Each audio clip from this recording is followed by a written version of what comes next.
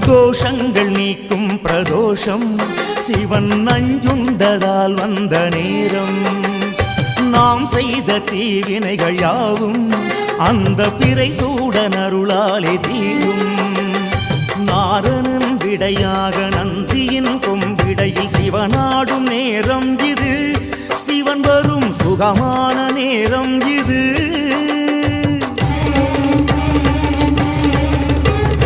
கருணாகரன் சுத்த சிவமானவன் கருணை பொழிகின்ற நேரம் இது. வரம் தருகின்ற நேரம் இது. வந்தீஸ்வரா அய வந்தீஸ்வரா